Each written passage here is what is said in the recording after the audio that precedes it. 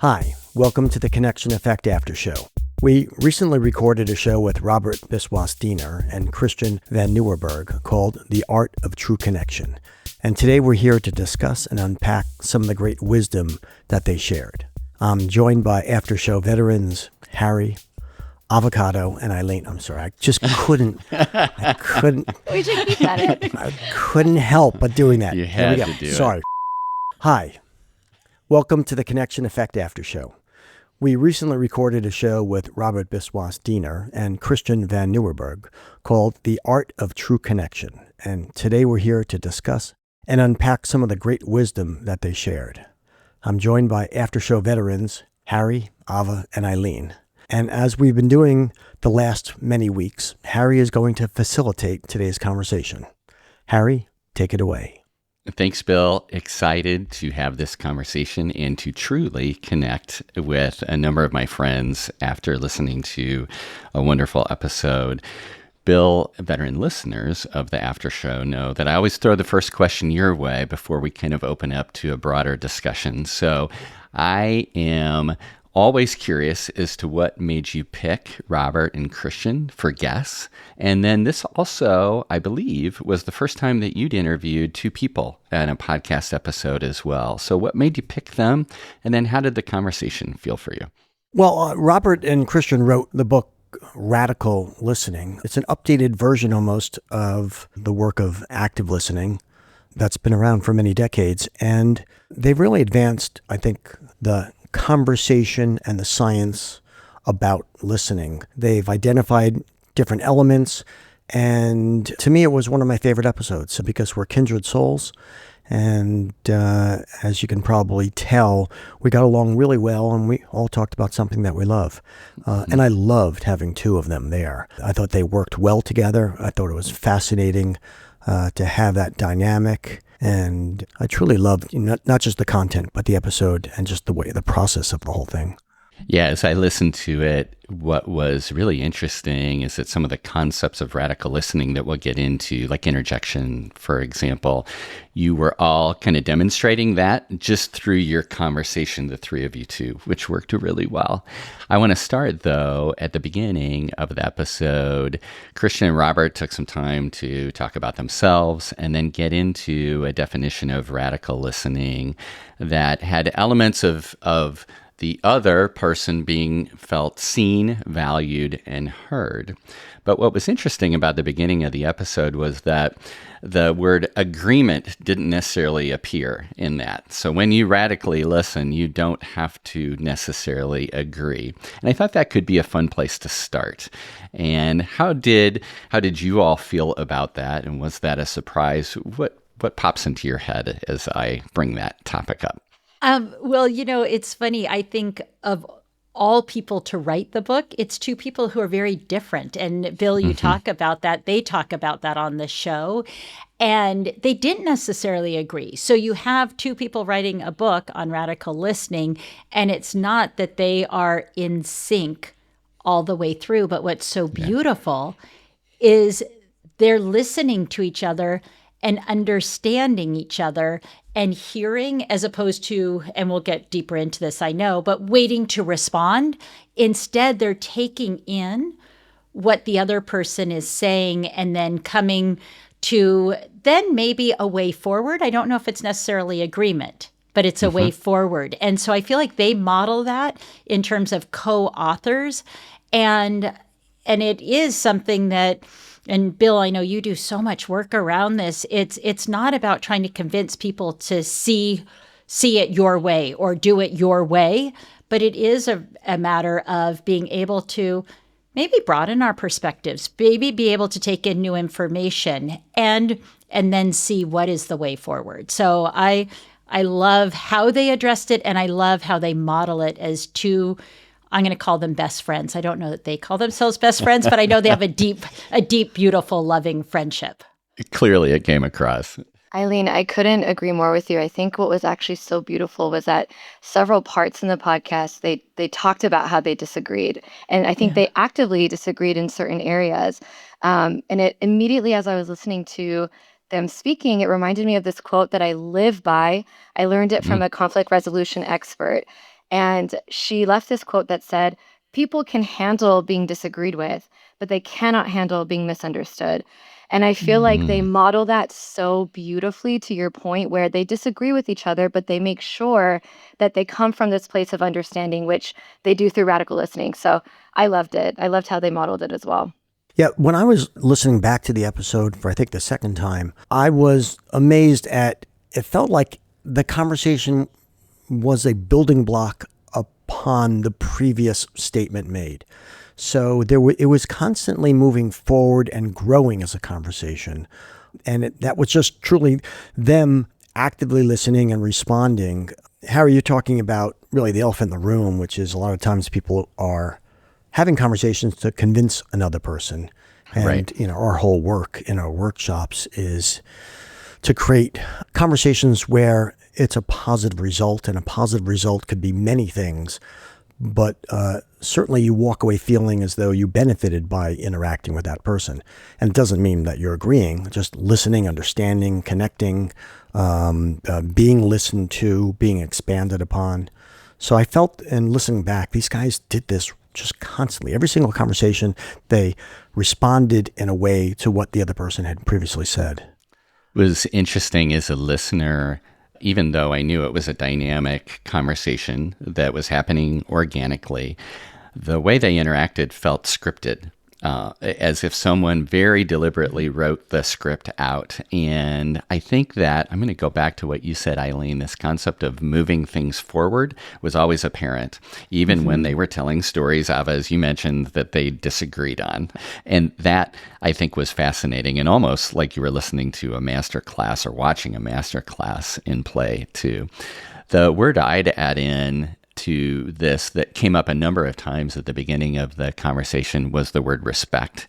And I think listening to them expanded my definition of respect to almost one that mirrors radical listening, being felt seen, valued, heard in a way that keeps things moving forward. Would you guys agree?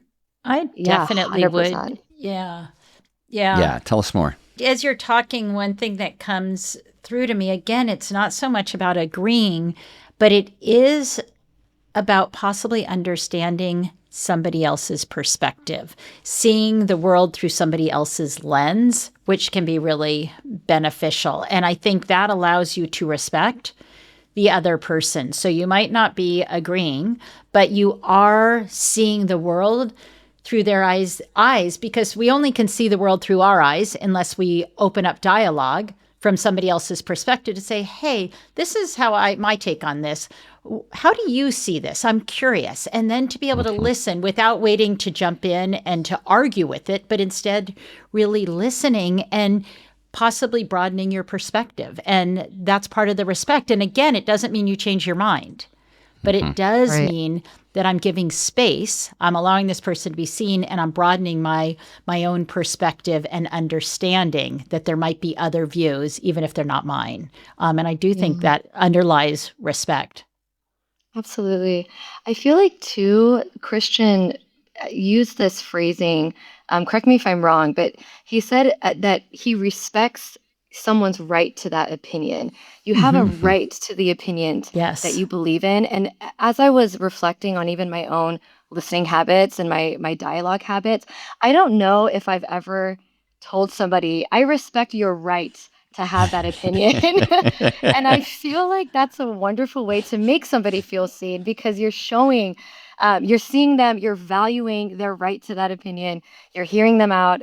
So I'm going to adopt that. I respect your right to have that opinion. I am, Ava. I'm picturing you. Sorry, I'm interjecting, Eileen, but I am picturing Ava in a fight yelling, really loud, I respect your right to this opinion.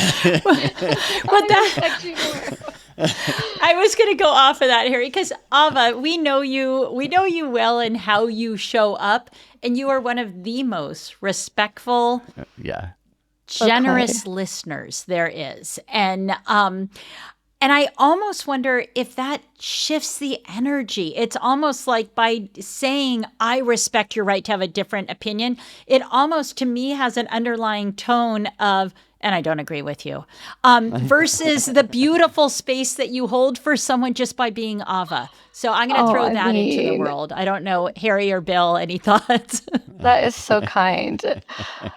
I think sometimes people are afraid to show that respect in a conversation that they're having with somebody that they disagree with because they think it means that I agree with you. And respect for somebody who is expressing an opinion is completely different than agreeing with their particular position. And really, that is one of the goals, I think, of radical listening is to encourage healthy conversation. Because how else does a complex society navigate differences?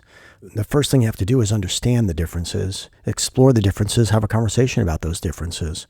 It doesn't mean that you're going to find commonality, but that's certainly the first step for a healthy society. I think it's important, Bill, at that point to say that respect is not weakness, which is what I'm hearing you say. But some may perceive that signs of respect are signs of weakness. And that can be liberating to say, no, this sign of respect is actually a place of strength. Yeah, it's funny. In the workplace, I think about that often. And, Eileen and Harry are both coaches for executives. And it's so interesting to me, and you guys could probably speak from experience, that some leaders think by asking opinions and thoughts from people that report to them, it's a showing of weakness, when exactly what you said, Harry, it's a showing of respect, and to me, a sign of strength, and humility, which is to say, I may not know everything, and you matter, your opinion matters, and I want to hear it. I would think that the greatest leaders have that particular character trait. Yeah, couldn't agree more. We've all done a good job so far of role modeling interjection, which is different than interrupting. But I thought we could take some time. So I think it is an important, and maybe my thought is like this might be a first step down a radical listening path for someone who's really wanting to work on this, to work on changing or reframing their view of an interruption to one of an interjection. So I'll ask everybody, how would you say your confidence is in your own interjection skills? Ava, clearly your reaction means we need to hear from you first. I have thoughts and feelings. Only you all can see my face. Oh my gosh, this part of the podcast I think was probably the most replayed for me personally. Okay. I kept going back and I actually had a best friend who was visiting me and listening to the podcast with me, and we had a really deep conversation about interjection versus interruption. And I think the thing that resonated with me a lot was the difference between the two, because personally, I feel like a Christian type of communicator. I really resonated with his style of not wanting to interrupt at all costs, even if there's something necessary that you have to say. And I think a lot of that is cultural. I know that even, I believe it was Robert brought up a lot of the cultural nuances. And so this was very, very helpful for me to reframe, because I don't think I'm a great interjector, especially at work. I will allow someone to, talk and talk and talk. And I'm now realizing that interjection is a way to show respect. It is a way to say, I'm with you, I'm engaged. And I love that I think it was Robert said, you jump in, but then you immediately get out of the way, and you spotlight that person. And I just want to quickly say, Eileen is, I feel, masterful at listening. I feel like she's masterful at communicating and interjecting in such a respectful way. So I have learned a lot just by being around her and being her friend. So I just wanted to give her for her flowers. Gosh, thank you. And of course, I'm sitting here listening, thinking that about you, and you do it in a silent way, Ava, because you're so present. It's your head nodding. It's your like leaning over to touch, like, oh my gosh, I get it. And then letting someone speak. And so I was I was lost in what you were saying because you have a beautiful way of doing that. It's interesting because I had Robert on my podcast talking about positive provocation, where he does talk about, because as coaches, you don't want to interrupt. And so he says, let's turn the script on this. And then him and Christian brought it deeper into radical listening, of course. And at first, when I heard it with positive provocation, I'm like, what? And then when I understood what they're talking about, it's like, it really does make sense, because there's nothing worse than when you're talking to somebody and you feel like they're just sitting there emotionless, because if you're not interjecting in any way, you're like, are you with me? Do you? Or if you're saying something deep and they're not, like, Ava, you're nodding your head, or Harry, you're laughing. It's like, I know that you are with me. Yeah. You don't want to be alone on your story, but you're not, Harry, you're not jumping in saying, yeah, I get that, Eileen. But anyway, so you know what? I went on a cruise the other day, like on a total detour. So we're not talking about a detour, but we are talking about connection. And that's Bill, that's what this is all about, is connection. And so that interjection, that whether it's whether it's a physical head nod, or whether it's a, oh my gosh, yes, or a quick jump in and out, it allows someone to feel seen, heard, and you're with me. And so I realize I do interject, but it did make me aware of, don't friggin' interrupt. So I'm going to pause there.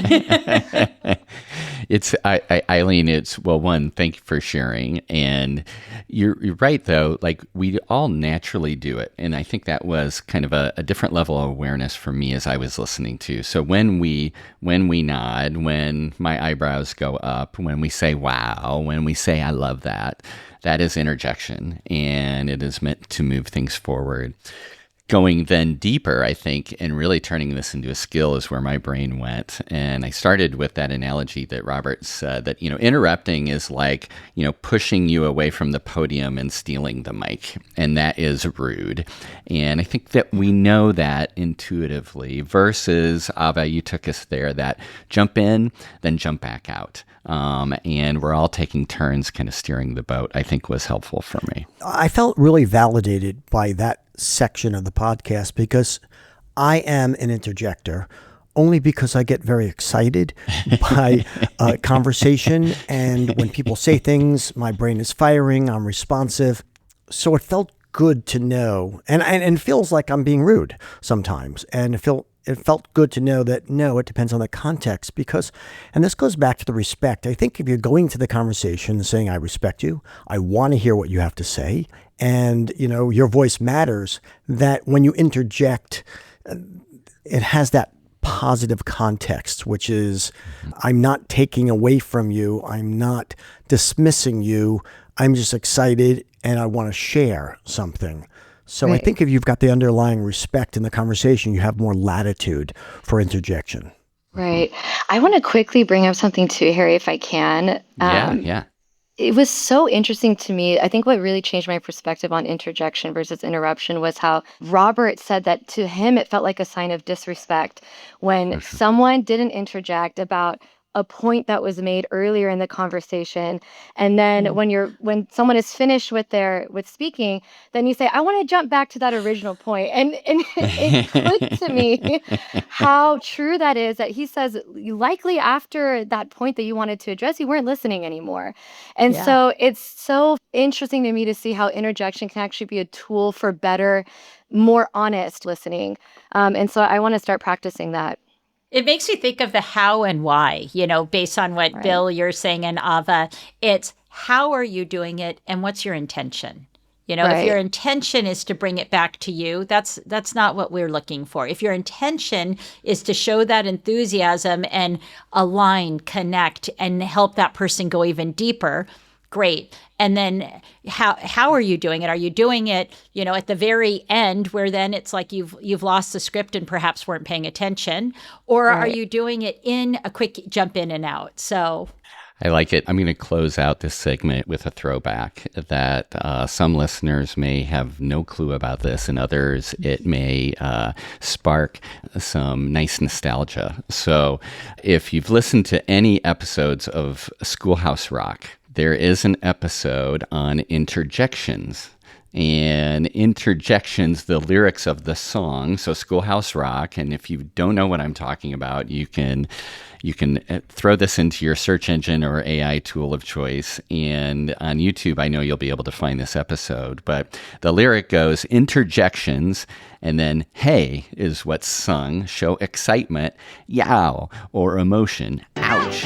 And I think that if we kind of sum up this section, interjections show excitement and emotion is really a cool way to look at what they were trying to share, because that is energy that fuels the connection to move forward, which is really where we started about when we were talking about respect as well. So interjection was a super cool concept to think about in our nuanced work towards becoming better radical listeners. What stuck for me most, though, was when Robert and Christian talked about positive intention or intentionality. What is my intention as a listener? And so I'm going to ask you all, what is your default intention going into a conversation? Or are you even aware that you have one? How did this segment of the episode impact you? My general need is to grow. When I grow, I just feel good about myself. I feel great about life. So that's why I use curiosity. So my default when I go into conversations is just to understand, learn more about the person, more about the topic we're talking about, and just, curiosity almost without bounds, almost to the point where it sometimes makes people feel a little uncomfortable. It's like, why do you keep asking me all these questions? And I have to be careful about that. So I do have that as a natural intent. What I don't necessarily do is when I have a different intent, become aware of that. And, after we go around a little bit, we can talk about this because this is such a huge section. But one of my growth areas here is going to be when your intent is more than just to learn and grow. Are you aware of it? Are you thinking about it? And should you be doing that? So we'll talk about that a little bit in a few minutes after we hear from the other guys. Yeah, Bill, I know this was really poignant for you. I really love the story that you shared about how you changed your intention to have a better conversation with your friends or have a better time out with them. I resonated with that deeply. I think where I struggle with a lack of awareness on my intention is when I disagree with somebody, actually. And oftentimes, especially if it's something I'm very passionate about, particularly with people I'm close with, like my boyfriend, for example, I have no problem saying exactly what I think and really going in trying to persuade him. And I think it's very subconscious. I think societally we are taught that when you go into an argument, or excuse me, a disagreement, it should turn into an argument. I watched last night, actually, as I was listening to the podcast with my best friend, we watched debates with MAGA support. It was, I think, 20 MAGA supporters versus one non-MAGA person. I think they were Democratic or liberal. And I was trying to observe the listening and the intention in that conversation. And it was very highly charged. Nobody was listening to each other, but that's the model. That's what and it's a viral video now. And that's the example that we set. So I think it's beautiful to slow down and think about intention, particularly when you know it's going to be a highly charged conversation. Yeah, I can be better about that. Yeah. And just hearing what you're saying, Ava, and again, going back to Bill, I love how both of your comments layer so beautifully on each other. Thinking about being curious, whether it's in a debate or with a friend or what have you, curious without judgment. And I think that's the challenge, is we can go in curious and then have judgment underneath there. And that's when we can go in a direction that takes us out of curiosity, quite honestly. And so, but when I think about an everyday conversation and connection moment, I don't really have a conscious intention. Probably an unconscious one is to connect, is to connect with others. But when I'm going into a difficult conversation that I know I'm going into, the three things that help me stay aligned so that I don't end up in a place I don't want to be, or with a result that doesn't feel good in my soul, is what do I want the other person to think, feel, and do as a result, as well as myself, as a result of our time together. And so I want to be conscious about how I express myself so that their thoughts are they can take it in from, say, a loving place or what have you. What do I want them to feel? I don't want anyone to feel bad. So if I'm going into a conflict conversation or a conversation that's a tougher conversation, I don't want to leave the other person feeling bad. So what can I do and again, we're all in charge of our own feelings, but how can I set it up in a way that they can possibly hear what I'm saying, but not have it be painful or have them go into a spiral or something like that. That's that feeling. And then is there something that I'm hoping they maybe do differently, that I maybe do differently as a result of our time together? So that kind of helps to give me some, not anchors, but structure to a difficult conversation, because difficult conversations can spiral us. And then you're like, how the heck did we get here? Totally. Yeah. But Eileen, what you just said was so beautiful, but yet to me so difficult so often, because you're premised it by saying when I go into a charged conversation, and charged conversations almost by definition create emotion. What you just shared was a logical, reasonable, thoughtful, what do I want this person to walk away with feeling or thinking? But a lot of us don't get to that logic and reasonable discussion with ourselves because the emotion distracts us. So to me, the difficulty is, number one, when you have emotion, being aware of it. Number two, dealing with it in ways that, previous episodes we've talked about. And then sort of thinking, what's my intention here? What do I want to happen? How do I want that to happen?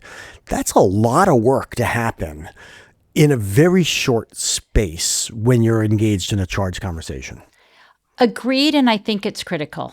I'm going to be honest. And it's not, I think it's harder to do if you're caught off guard, if somebody comes to you and you're like, and that's when it's very fair to say, hey, this is catching me off guard. Can we revisit this conversation? And so that you can get to a centered place.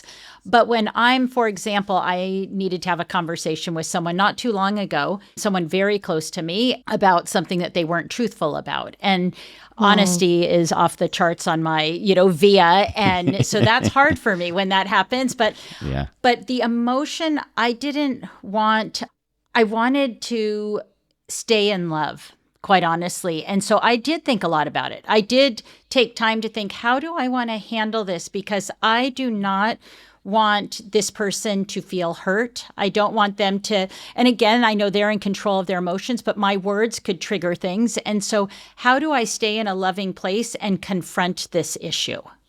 And so, yes, I think it's hard. Yes, I think it takes work. And at the same time, I think we're capable of it. And when we step back and think about how can I present this in a way that lands in a loving way and a caring way. Eileen, as you're saying that, I want to follow up with you on this. One, knowing you, I would think that part of this is you've turned this into a habit. Like you've just practiced this enough. Good point. Yeah. That it's a habit. So I wanted, maybe you could share a little bit about that. And then my visual as you're saying that, similar to how I was joking with Ava earlier, is you and your brain saying, stay in love, no matter what they say, stay in love. So true. Yes.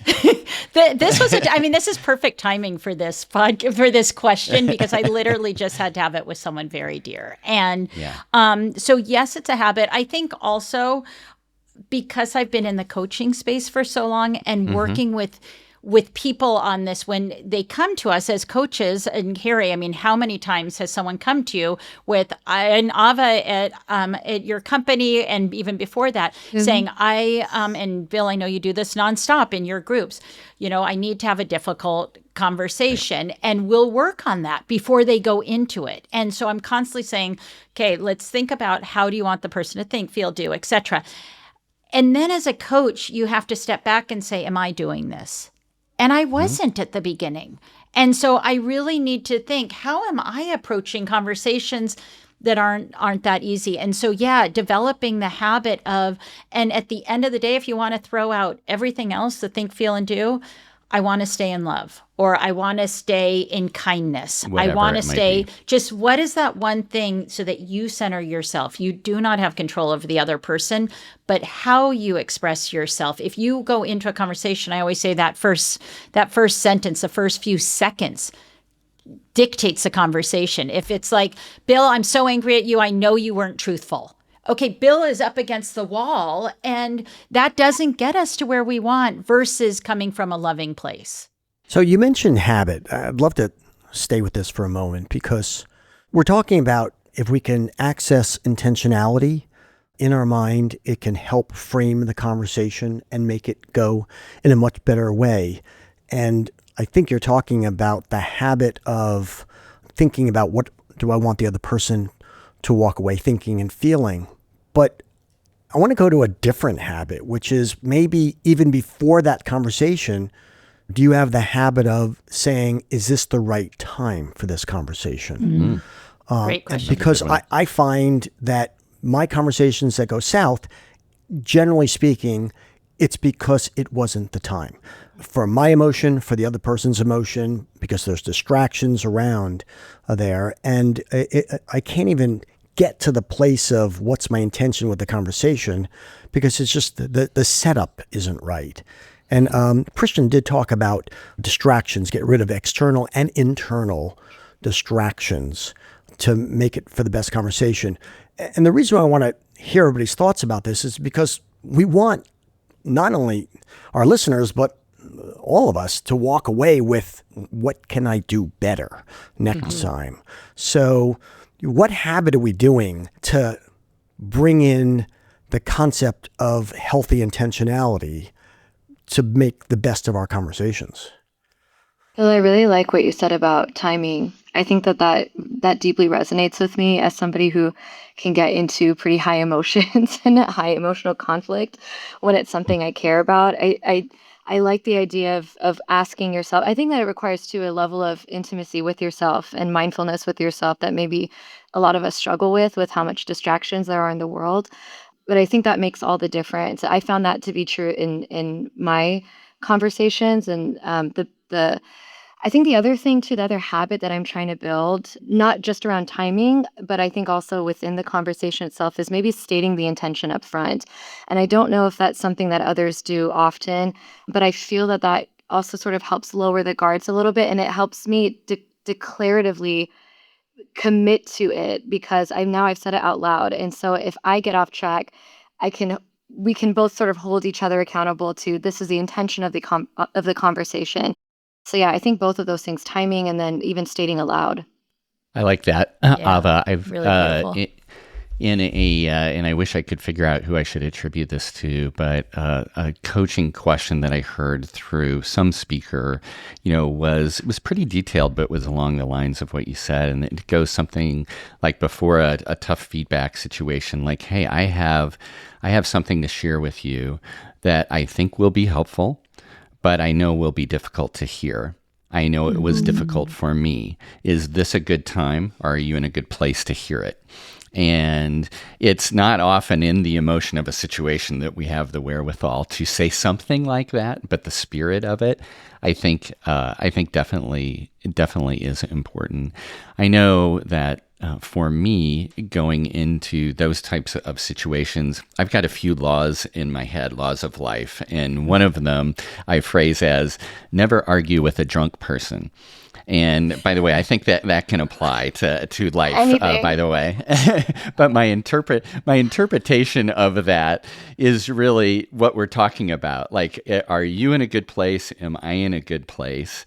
To really get to the roots of this, because if you're in stress behavior or I am in stress behavior, if there is some need that I have that's unmet, or you, to try to get to a logical place is going to be impossible. And then accepting that, I think, is important. But to know, I think, Bill, when you got us started on this place, this is when Christian was talking about quieting. I think we were in that space in the episode, and it was a briefer conversation, but this ability to listen to ourselves, not only during the conversation, but even before too. Say, like, am I at my best? I want to do my best in this conversation, but am I at my best to begin it? I think is important. And at the same time, to maybe provide some more empathy or benefit of the doubt if you know that other person is maybe not at their best too. Piggybacking on that and then going back to just the habits, I also think the habits start before the conversation. So it's not just my habit of think, feel, and do, but how do I metabolize stress throughout my life too? It's, I'm not a meditator, but I'll do like little meditations, but not long ones. But I have friends who do long meditations. That keeps them calm. For me, I'm a walker and yoga. And so these things help me to regulate emotions too, so that when I do go into a conversation, hopefully I could be at my best self. And then to your point, is this a good time, so that you allow the other person to be where they need to be. But I tend to do any difficult conversation when possible while walking, because it just keeps me calm. It also keeps me in nature. And that is soothing for my soul, so that I don't, because it's not going to be helpful for me to be elevated and have the result that I, would hope for, which at the end of the day, the result, I'm going to say 10 times out of 10 is connection. That's what I'm hoping for. Regardless of what it is, it's connection. It's funny. Christian said, one of my favorite statements of the whole podcast, he said, radical listening creates ideal environments for true connection. And every interaction is an opportunity for a positive or a negative connection. Agreed. Which is sort of cool. Right. But I do like the fact that you're prophylactic in advance, trying to maintain a good emotional state.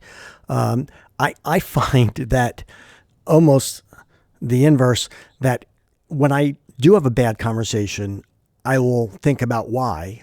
Almost universally, it's because I'm tired, I'm hungry or hangry, or I'm upset.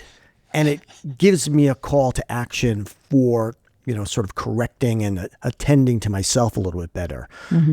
Clearly, the more ideal scenario is in advance of conversation. You're in that good place. But that's the ideal situation. Yeah. For sure. It is difficult for me to interject here. However, we do need to wrap up this wonderful after show that I know could continue to go on and on. My intent is such that I'll stop. Well, I was going to interrupt you and say, Harry, I don't want to stop. I want to keep this going. Shut up, Harry. I have more to say.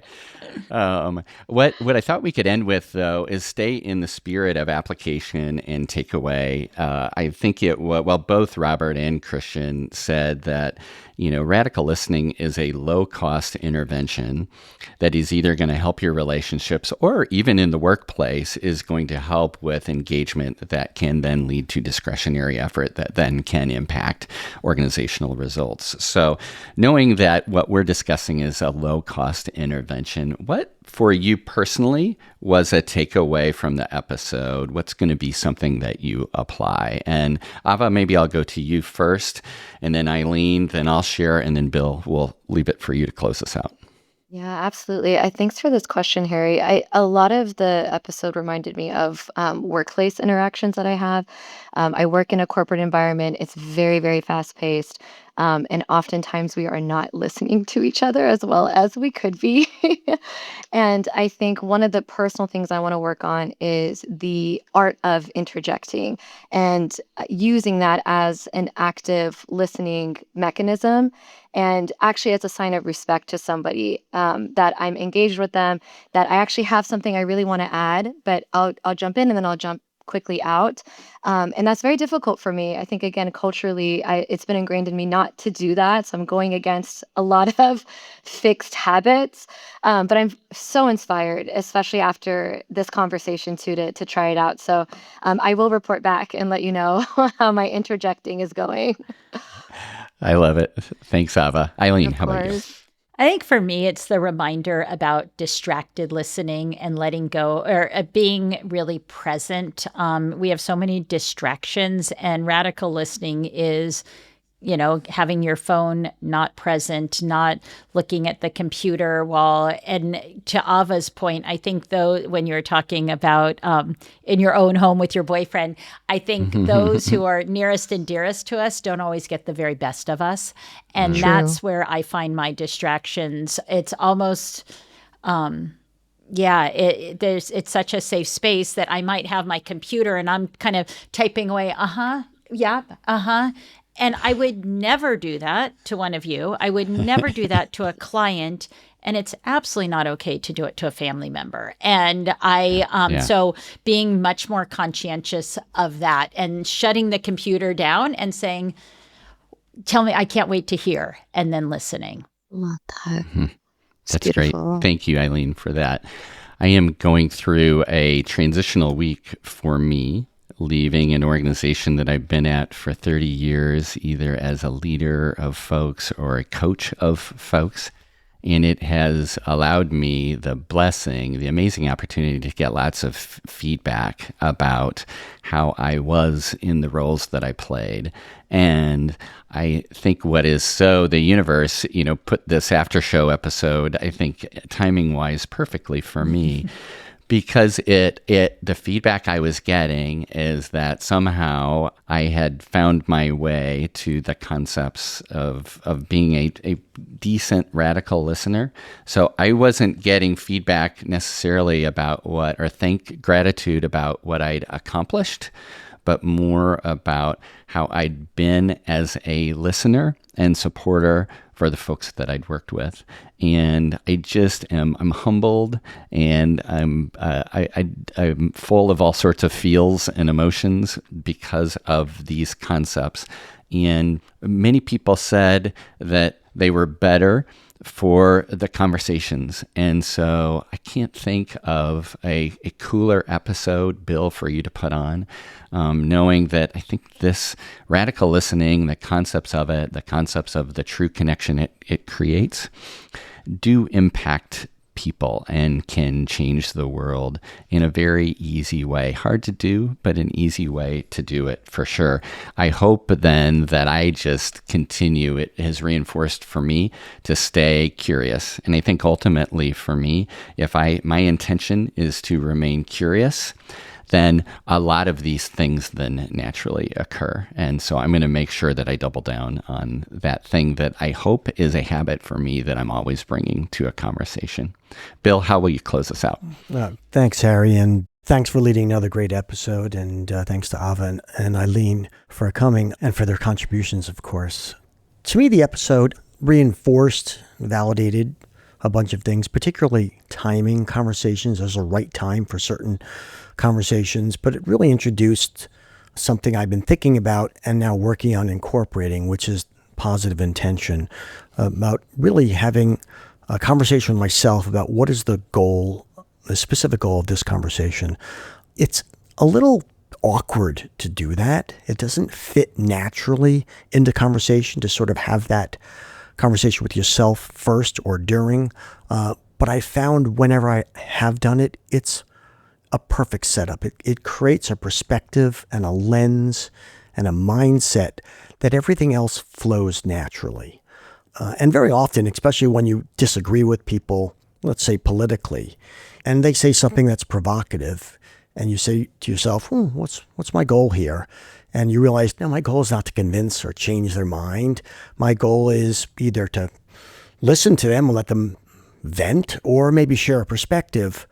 Once you have that mindset, then the words sort of flow naturally and comfortably. So I'm going to work on incorporating that more regularly and see if I can create a habit of that self-conversation. I'm not sure, because it's an unusual thing to do, to say, what's my goal, when you haven't done that for years, for all of us. But I think it's amazingly impactful. And in our workshops that we're doing with thousands of students and teachers, we've now incorporated intentionality and goal setting to conversations, so that when we give them different exercises and they go through them, we talk about first, what's your goal? They announce the goal. We talk about it. And then that sets up then the exercise. And that's been pretty impactful so far. But thank you, everybody, for joining us, and to our listeners, thank you for being part of this community. You could follow us on connection.net/Substack. And we'd love you to share your thoughts, your questions, your experiences, so we can expand, this wonderful community. And that being said, we look forward to seeing you in the next episode of The Connection Effect. So much, Phil, Harry, Eileen. Appreciate it. Ta-da! Thank you all. Goodbye.